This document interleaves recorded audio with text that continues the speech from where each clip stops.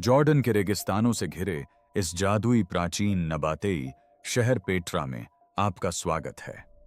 लेकिन आज हम इसकी सैर करेंगे। पेट्रा अपनी भव्यता के लिए जाना जाता है। ये झरनों और कुंडों की श्रृंखला उस समय के लास वेगास की झलक दिखाती है। उन्होंने बिना मचान, बिना योजना बनाए और बिना कभी पीछे मुड़कर देखे 10 मंजिला इमारत से भी ऊंचा स्मारक तराशा। पेट्रा किसी कहानी की शुरुआत नहीं, बल्कि उसका अंत है। यहां कहीं आस-पास चट्टान में खुदा हुआ एक और खोया हुआ शहर है। मुझे उम्मीद है कि मैं उसे ढूंढ लूंगा। पेट्रा का खजाना प्राचीन इंजीनियरिंग के हर जात नियम को चुनौती देता है। कोई शिलालेख नहीं, कोई औजार नहीं, कोई मलबा नहीं, बस बेदाग समरूपता, भूकंपरोधी डिजाइन और आधुनिक संगीत सभागारों को टक्कर देने वाली ध्वनि क्षमता। अगर आप बारीक नक्काशी को देखें तो न केवल आकृतियों की बल्कि सजावट की भी हर तरह से परिपूर्ण। सब कुछ ठोस चट्टान पर उकेरा गया है, लेकिन जब वैज्ञानिकों ने इसकी जांच की तो उन्हें जो मिला वह न केवल हैरान करने वाला था बल्कि असंभव सा था। जूम करके देखिए, आपको क्या दिखाई दे रहा है? ओह, ये है। चलिए इसे एक अलग तरीके से देखने की कोशिश करते हैं। और जैसे जैसे वे गहराई तक छानबीन करते गए, पेट्रा का रहस्य और अधिक उजागर होने लगा। वह सटीकता जिसे आधुनिक इंजीनियर अभी तक समझा नहीं सकते। जब इंजीनियरों ने 2023 में उच्च रिजोल्यूशन फोटोग्रामेट्री का उपयोग करके पेट्रा के खजाने को पहली बार स्कैन किया, तो उन्हें उम्मीद थी कि वे उस बात की पुष्टि कर पाएंगे जो दशकों से पाठ्य पुस्तकों में दोहराई जा रही थी कि नबातेन लोगों ने बुनियादी घटाव तकनीकों का उपयोग करके एक सुंदर स्मारक बनाया था। इसके बजाय स्कैन से प्राप्त मापों ने कई शोधकर्ताओं को यह मानने पर मजबूर कर दिया कि सॉफ्टवेयर में खराबी थी। 25 मीटर चौड़ा और 39 मीटर ऊंचा यह अग्रभाग 20 मिलीमीटर की सटीकता के साथ सममित है, जो आमतौर पर लेजर गाइडेड मॉडलिंग या औद्योगिक पत्थर पीसने वाली मशीनों से प्राप्त की जाती है। लेकिन इसे 2000 साल पहले चट्टानों के किनारों पर खड़े कारीगरों द्वारा तराशा गया था, जिन्होंने कांस्य के औजारों से बलुआ पत्थर को नीचे की ओर काटा था। ऑक्सफोर्ड की डॉक्टर जूडिथ मैकेंजी ने लिखा कि इस तरह का सामंजस्य तभी संभव है जब निर्माताओं ने नक्काशी शुरू करने से पहले ही 3:2 अनुपात और स्वर्ण अनुपात जैसे गणितीय संबंधों को समझ लिया हो, यानी उन्होंने हटाए गए प्रत्येक सेंटीमीटर के लिए एक विस्तृत योजना बनाई हो। लेकिन यहाँ एक विरोधाभास है जो इस स्थल का दौरा करने वाले हर पुरातत्वविद को परेशान करता है। जब आप ऊपर से नीचे की ओर नक्काशी करते हैं तो आप अपने काम की जांच करने के लिए पीछे नहीं हट सकते। संकरी एसआईक्यू घाटी के अंदर ऐसा कोई स्थान नहीं है जहां से पूरी इमारत का अग्रभाग दिखाई दे सके। आधुनिक वास्तुकार ऊंची इमारतों में अनुपात की सटीकता बनाए रखने के लिए ड्रोन त्रिआयामी इमेजिंग और डिजिटल मॉडलिंग का सहारा लेते हैं। माना जाता है कि नबातियन लोगों ने पूरी इमारत को देखे बिना भी यही उपलब्धि हासिल की थी। जॉर्डन के पुरातत्वविदों द्वारा औजारों के निशानों का सूचीकरण करते समय सबसे विचित्र खोजों में से एक सामने आई। छेनी की हर चोट गहराई और कोण में लगभग एक जैसी दिखती है, मानो किसी सटीक यंत्र द्वारा की गई हो, न कि मानव हाथों से। पत्थर तराशने के विशेषज्ञों का कहना है कि केवल थकान के कारण ही भिन्नता आनी चाहिए। 1 घंटे तक सिर के ऊपर नखकाशी करने के बाद आधुनिक नखकाशीकार का कोण दबाव और लय स्वाभाविक रूप से बदल जाता है। फिर भी पेट्रा में ऐसा कोई मानवीय कंपन नहीं दिखता। कुछ सिद्धांतकारों का तर्क है कि नबातेई लोगों ने रोमन इंजीनियरिंग मैनुअल में बाद में दर्ज की गई तकनीकों के समान प्रारंभिक ज्यामितीय प्रक्षेपण विधियों का उपयोग किया होगा, लेकिन इस क्षेत्र में ऐसी तकनीक के अस्तित्व का कोई प्रमाण नहीं है। कुछ अन्य लोगों का मानना है कि उन्होंने किसी अज्ञात प्रकार के पत्थर को स्थिर करने वाले टेम्पलेट या लकड़ी के सांचे का इस्तेमाल किया होगा, लेकिन इसके कोई अवशेष नहीं मिले हैं। यह क्या है? 8,500 घन मीटर बलुआ पत्थर को इतनी सघनता से हटाया गया कि इटली के उस्ताद पत्थर तराशने वालों के अनुसार, जिन्होंने स्वयं मुखौटे का निरीक्षण किया, आधुनिक मशीनों के बिना यह संभव नहीं होना चाहिए। और यही कथन पेट्रा के गहरे रहस्य को उजागर करता है। पेट्रा के अंदर एक ऐसी अनोखी घटना होती है जिसकी व्याख्या कोई नहीं कर सकता। पुरातत्वविद इस पर शायद ही कभी चर्चा करते हैं और पर्यटक अक्सर इसे संयोगवश ही खोज लेते हैं। यह तब होता है जब आप खजाने के पीछे वाले कक्ष में प्रवेश करते हैं या नक्काशीदार कब्रों और स्मारकों के प्रमुख स्थानों पर खड़े होते हैं। आप बोलते हैं और आपकी आवाज गूंजती नहीं है। यह ध्वनि प्रतिध्वनित नहीं होती। यह ठहरती है, निलंबित रहती है, प्रवर्धित होती है, लगभग कंपन करती है और फिर अस्वाभाविक स्पष्टता के साथ लुप्त हो जाती है। 2019 में अल कसनी और तथाकथित मठ का अध्ययन करने वाले ध्वनिक इंजीनियरों ने पाया कि आंतरिक कक्षों की अनुनाद प्रोफाइल उद्देश्य निर्मित सभागारों के समान है, सिवाय इसके कि ये कक्ष निर्मित नहीं थे। इन्हें ठोस पत्थर से काटकर बनाया गया था। इसके दूरगामी परिणाम हैं, क्योंकि इस तरह की ध्वनि उत्पन्न करना आकस्मिक नहीं होता। इसके लिए कक्ष के आयतन, दीवार के कोण, सतह की बनावट और सामग्री के घनत्व पर सटीक नियंत्रण आवश्यक है, और इन मापदंडों की गणना किसी भी नक्काशी शुरू होने से पहले ही की जानी चाहिए।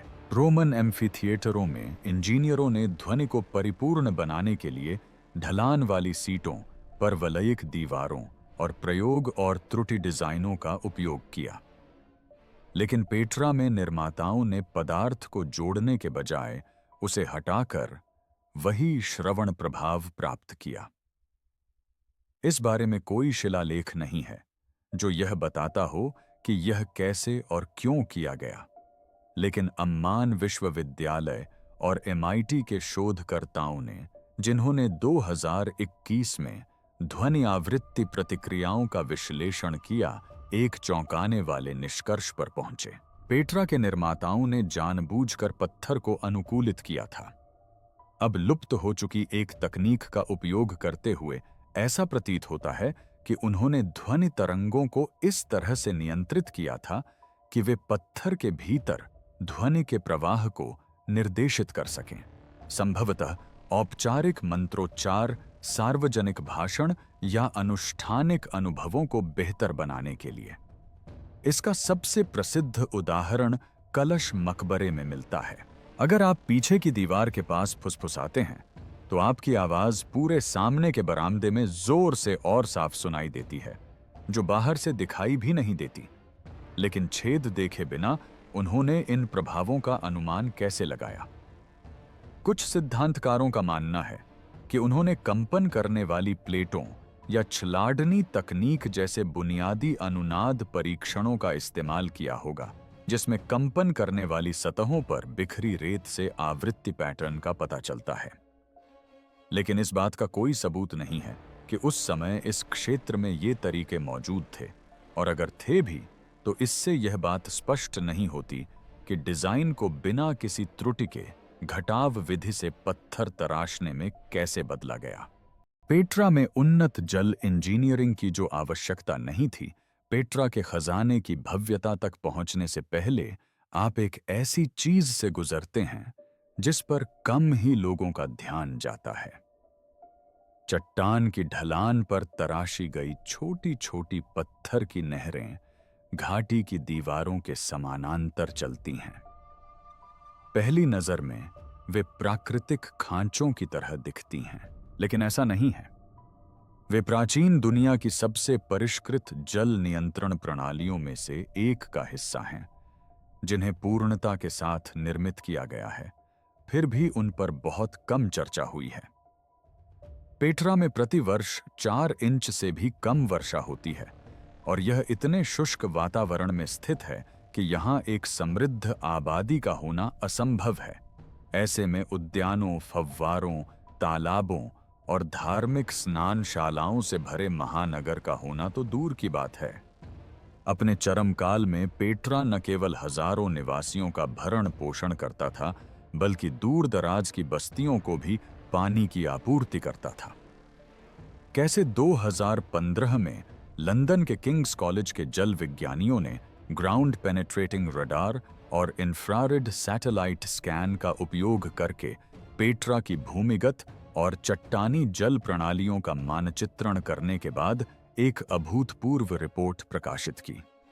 उन्हें जो मिला वह उन्हें चौंका देने वाला था। छिपे हुए जलाशयों, सिरेमिक पाइपलाइनों, दबाव नियंत्रित कक्षों और हाइड्रोलिक नियामकों का एक व्यापक जाल इतनी सटीकता से तराशा गया था कि यह मीलों तक फैले ऊबड़ खाबड़ भूभाग पर भी निरंतर प्रवाह दर बनाए रख सकता था। इससे भी अधिक उल्लेखनीय बात यह थी कि नहरों पर जलरोधी प्लास्टर चढ़ाया गया था और उनमें गाद जमाव को रोकने के लिए जाल लगाए गए थे। ऐसी तकनीक उस क्षेत्र में कम से कम 1000 साल बाद तक अपेक्षित नहीं थी। बलुआ पत्थर की खड़ी चट्टानों में तराशी गई एक मुख्य जल सेतु 7 किलोमीटर की दूरी में केवल 30 मीटर नीचे गिरती थी, जिससे पानी बिना रुके या अतिप्रवाह के लगातार बहता रहता था। उस स्तर के ढलान नियंत्रण के लिए आधुनिक सर्वेक्षण उपकरणों की आवश्यकता होती है। नबातियों के पास ऐसे उपकरण नहीं थे, या कम से कम हम यही सोचते थे। लेकिन यहीं से रहस्य और गहरा जाता है। पेट्रा की जल प्रणाली के कुछ हिस्से ठोस चट्टान को ऐसे कोणों और जड़ों से काटते हैं जो भूमिगत भूविज्ञान के पूर्व अंतर्निहित ज्ञान का संकेत देते हैं। यहां कोई कृत्रिम सुरंग नहीं है, कोई परीक्षण बोरिंग नहीं की गई। हर कट आपस में जुड़ा हुआ है। ऐसा लगता है मानो योजनाकारों को पहले से ही पता था कि दरारें, नरम परतें और जलवाहक परतें कहां स्थित हैं, भूकंपीय उपकरणों के बिना। कुछ लोग अब यह प्रस्ताव देते हैं कि उन्होंने भूज्ञान संबंधी तकनीकें विरासत में पाई थीं या संरक्षित की थीं, संभवतः मौखिक परंपराएं या पत्थर को पढ़ने या समझने के लिए भूले हुए उपकरण। हैरानी की बात यह है कि खजाने की तरह नबातियनों ने इस पूरी प्रणाली की संरचना के बारे में कोई रिकॉर्ड नहीं छोड़ा। पेट्रा उन भूकंपों से कैसे बच गया जिन्होंने इसे नष्ट कर देना चाहिए था? पेट्रा मध्य पूर्व के सबसे अधिक भूकंपीय रूप से सक्रिय क्षेत्रों में से एक मृत सागर ट्रांसफॉर्म में स्थित है। यह फॉल्ट लाइन इससे 60 किलोमीटर से भी कम दूरी पर स्थित है और ऐतिहासिक रिकॉर्ड इस बात की पुष्टि करते हैं कि पहली से 8वीं शताब्दी के बीच इस क्षेत्र में कम से कम 5 बड़े भूकंप आए थे। सैद्धांतिक रूप से पेट्रा के स्मारक मलबे में तब्दील हो जाने चाहिए थे। भंगुर बलुआ पत्थर से तराशी गई खड़ी संरचनाएं भूकंपीय दबाव के प्रति विशेष रूप से संवेदनशील होती हैं। फिर भी खजाना मठ और दर्जनों विशाल मकबरे आज भी खड़े हैं, जबकि बाद में निर्मित रोमन संरचनाएं ढह गईं। 2014 में जॉर्डन के पुरातत्व विभाग और ETH ज्यूरिख के शोधकर्ताओं द्वारा किए गए एक संयुक्त भूकंपीय अध्ययन में पेट्रा के स्मारकों में दरारों के प्रसार की जांच की गई। उन्हें जो मिला वह अप्रत्याशित था। भौतिकी के अनुमान के अनुसार संरचना में आगे बढ़ने के बजाय तनाव दरारें विशिष्ट नक्काशीदार बिंदुओं पर अचानक रुक जाती हैं। ये तनाव अवरोधक शॉक एब्जॉर्बर की तरह काम करते हैं, भूकंपीय ऊर्जा को बढ़ाने के बजाय उसे कम करते हैं। आधुनिक भूकंप रोधी इमारतों में विनाशकारी विफलता को रोकने के लिए विस्तार जोड़ लचीली परतें और जानबूझकर बनाए गए कमजोर बिंदु होते हैं। पेट्रा में भी ये विशेषताएं दिखाई देती हैं, लेकिन इसे सीधे ठोस चट्टान में तराशा गया है। कुछ स्तंभ चट्टान की सतह से पूरी तरह जुड़े हुए नहीं हैं। कुछ कंगनी पिछली दीवार से कुछ मिलीमीटर दूर लटकी हुई हैं। ये कोई त्रुटि नहीं है, ये जानबूझकर किए गए विभाजन हैं जो भूकंपन के दौरान सूक्ष्म गति की अनुमति देते हैं। इससे भी अधिक रोचक बात यह है कि स्तंभों पर ऊर्ध्वाधर खांचे और उभरी हुई आकृतियां सतह क्षेत्र को बढ़ाती हैं, जिससे कंपन के दौरान अनुनाद सूक्ष्म रूप से कम हो जाता है। भूकंप विज्ञानी इसे निष्क्रिय कंपन अवमंदन कहते हैं, एक ऐसी अवधारणा जिसका औपचारिक अध्ययन केवल 20वीं शताब्दी में किया गया था। सबसे आश्चर्यजनक जानकारी जमीन के नीचे छिपी है।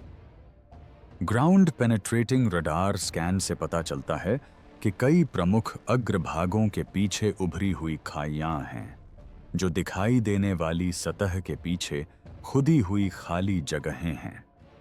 खुदाई करना स्वभावतः विनाशकारी होता है। यह एक ऐसा तरीका है जिससे आप नीचे की संरचना को उसी तरह देख सकते हैं जैसे आप किसी सर्जरी से पहले एक्सरे करवाते हैं। ये रिक्त स्थान संरचना के द्रव्यमान को कम करते हैं और भूकंपीय भार को घटाते हैं, ठीक उसी तरह जैसे आधुनिक गगनचुंबी इमारतों में खोखले कोर निर्माण का उपयोग किया जाता है। इन कक्षों का कोई सजावटी उद्देश्य नहीं है, इनका कोई दफन कार्य नहीं होता। इनका एकमात्र स्पष्ट लाभ संरचनात्मक मजबूती है। फिर भी किसी भी प्राचीन ग्रंथ में ऐसी तकनीक का वर्णन नहीं मिलता। इस विषय पर अलग अलग सिद्धांत हैं। कुछ शोधकर्ताओं का मानना है कि पेट्रा के निर्माताओं ने पीढ़ियों से भूकंपीय प्रयोगों और त्रुटियों के माध्यम से सीखा और धीरे धीरे कारगर तकनीकों को परिष्कृत किया। वहीं अन्य का सुझाव है कि यह ज्ञान एक ऐसी प्राचीन संस्कृति से विरासत में मिला था जो पहले से ही इस फॉल्ट जोन के अनुकूल थी। मामला और भी जटिल इसलिए हो जाता है क्योंकि पेट्रा में बाद की नबातेई और रोमन संरचनाओं में इन विशेषताओं का उपयोग नहीं किया गया था और वे विफल हो गईं। स्तंभ गिर गए, दीवारें फट गईं, छतें ढह गईं। ऐसा प्रतीत होता है कि उन्नत भूकंप रोधी तकनीक का प्रयोग चुनिंदा रूप से किया गया था, जो सबसे सटीक स्मारकों में केंद्रित थी। एक बार फिर वही क्रम दोहराया गया। सबसे पुरानी और सबसे परिष्कृत संरचनाएं उन ताकतों से बच जाती हैं जो नई संरचनाओं को नष्ट कर देती हैं। प्रौद्योगिकी आगे बढ़ने के बजाय पीछे की ओर जाती है।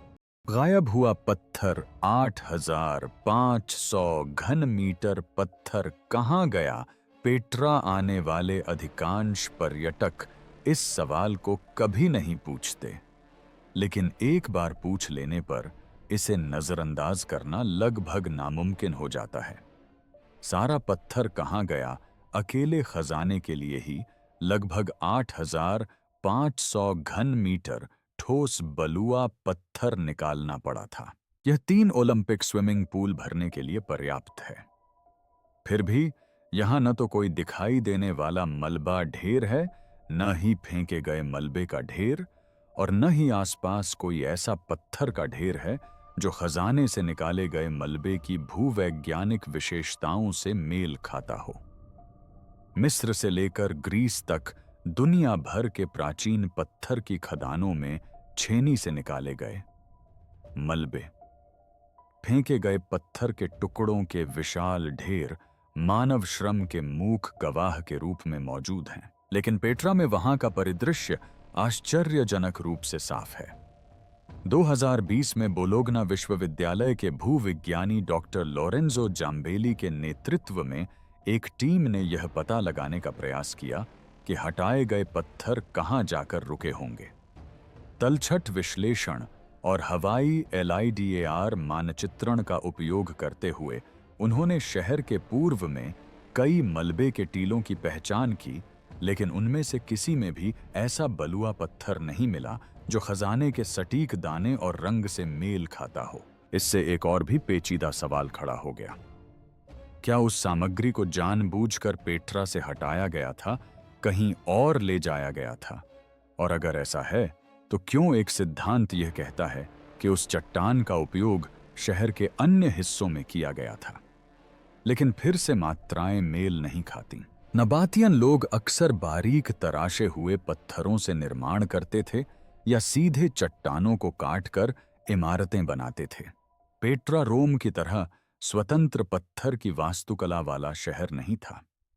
एक अन्य सिद्धांत जिसे पहली बार 2017 में फ्रांसीसी पुरातत्वविद एलन चामोक्स ने सामने रखा था, यह बताता है कि मलबे को बारीक पीसकर हाइड्रोलिक सीमेंट बनाने में इस्तेमाल किया गया था, शायद पानी के टैंकों को सील करने के लिए। हालांकि पूरे स्थल पर इस तरह की सामग्री के व्यापक प्रमाण नहीं मिलते हैं। मामला और भी जटिल इसलिए हो जाता है क्योंकि पेट्रा में बाद में तराशी गई संरचनाओं में मलबे के ढेर और अधूरे कटे हुए हिस्से स्पष्ट रूप से दिखाई देते हैं।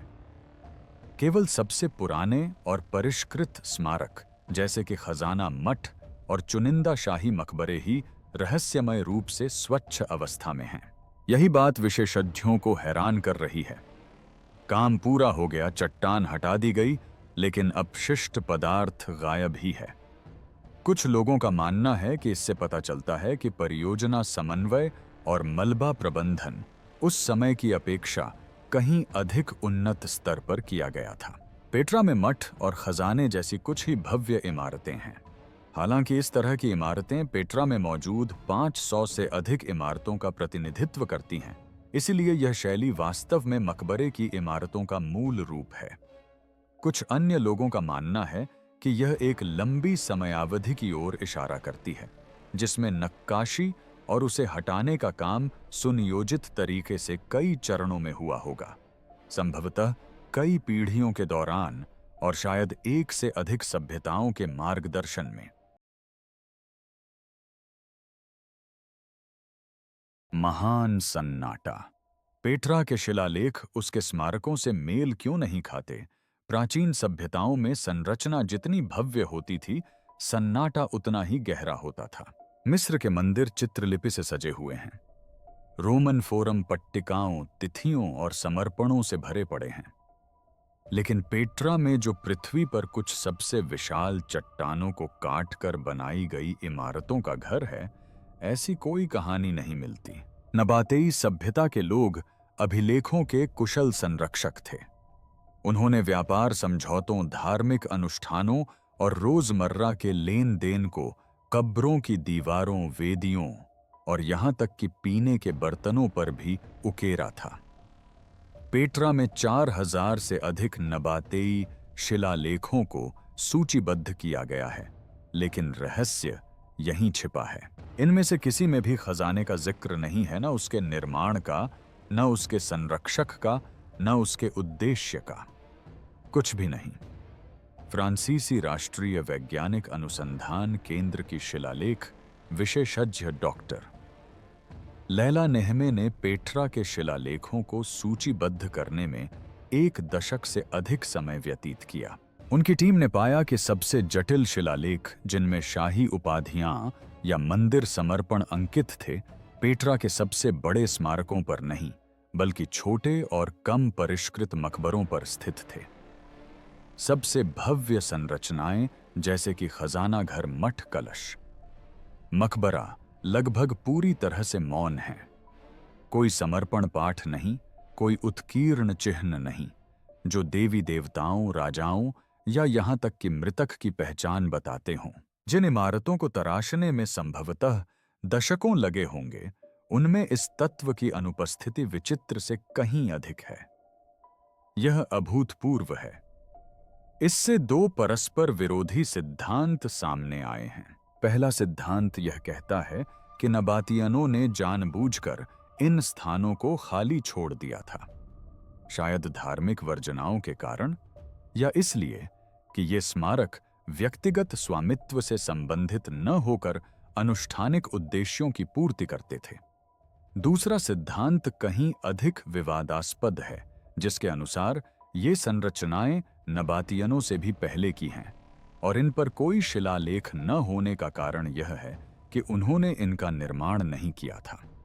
इस विचार को कुछ हद तक समर्थन प्राप्त है।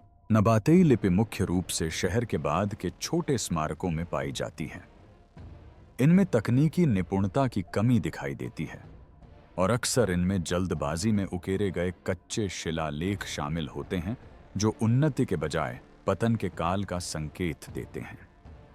शिलालेख विशेषज्ञों ने यह भी पाया है कि खजाने की शैली में ऐसे स्थापत्य रूपांकन हैं जो नबातेई संस्कृति में कहीं और नहीं देखे जाते, जैसे कि हेलेनिस्टिक अलंकरण और अस्पष्ट असीरियन डिजाइन तत्व। ये विवरण किसी घुमंतू व्यापारी समुदाय के बसने के संकेत नहीं देते, बल्कि ये वास्तुकला संबंधी ज्ञान के हस्तांतरण या विरासत में मिलने का सुझाव देते हैं।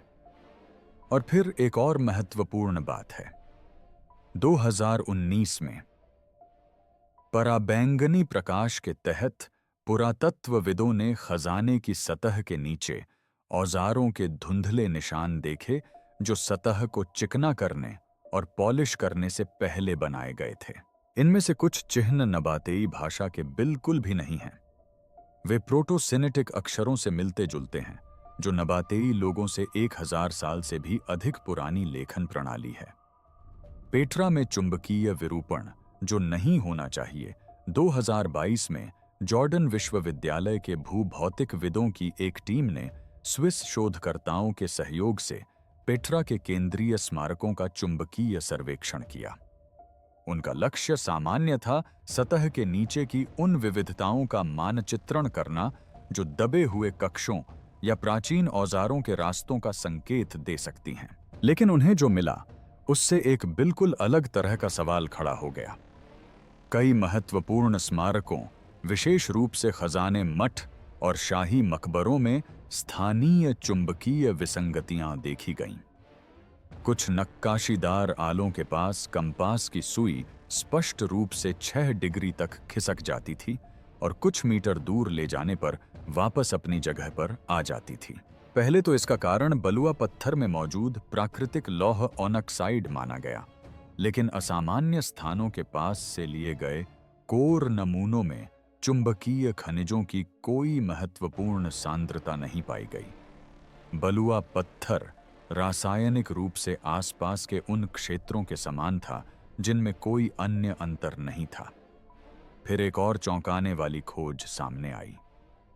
ये असामान्यताएं चट्टानों के यादृच्छिक खंडों में नहीं, बल्कि विशिष्ट वास्तुशिल्पीय संरचनाओं, स्तंभों, बरामदों और नक्काशीदार रिक्त स्थानों के पास सबसे अधिक थीं।